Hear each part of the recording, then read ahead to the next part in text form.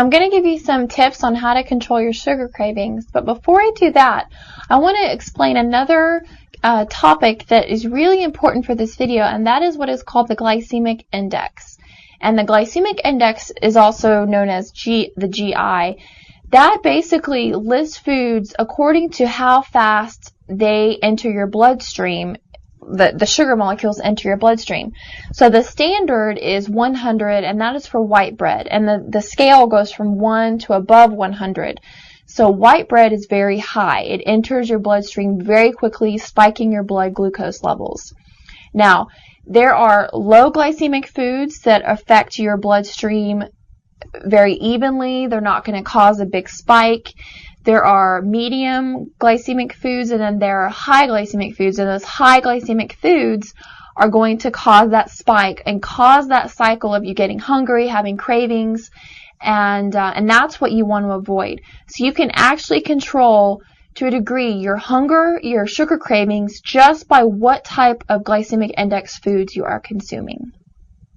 So for example, if you eat something that is a high glycemic index, like a candy bar, that's going to release a lot of sugar into your bloodstream at one time, which is going to cause your blood sugar to spike very dramatically.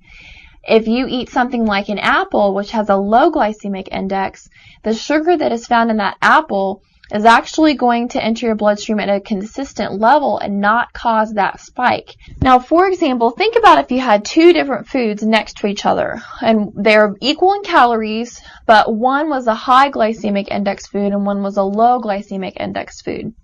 Well, the high glycemic index food, maybe it's a cookie, that would cause a dramatic spike in your blood sugar, which causes your pancreas to release insulin to bring it back down, but then it can go too low, which causes low blood sugar and your hunger cravings, and then you are craving your sugar again.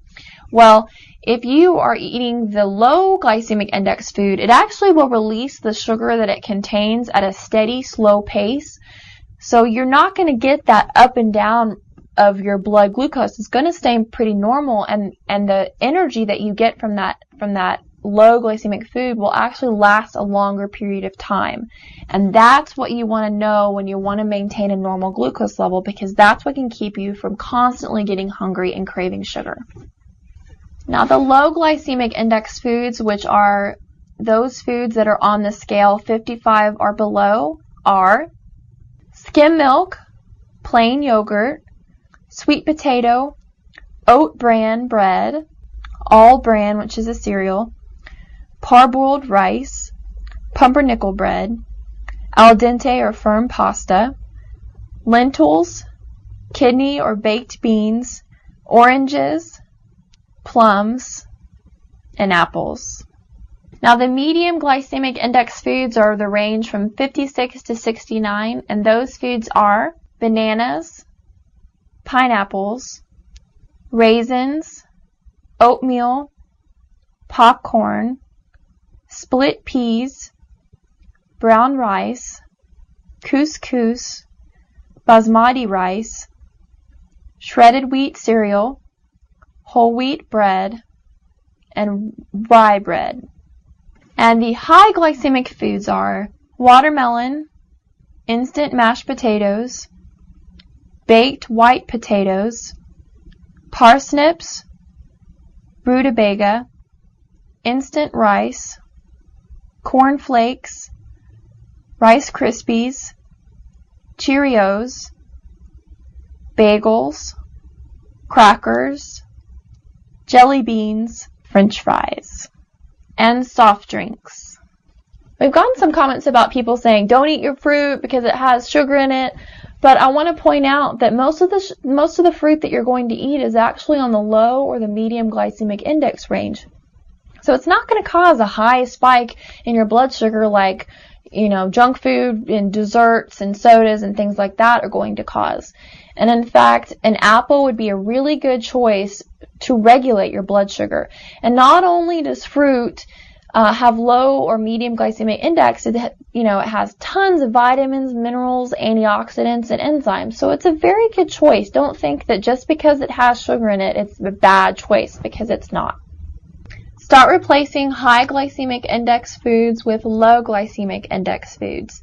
Now at first you're still going to have cravings because you're not going to get that surge in blood sugar from the low glycemic foods, but if you can do it over a long enough period of time, if you can taper off your sugar intake over a long enough period of time, your body will get balanced.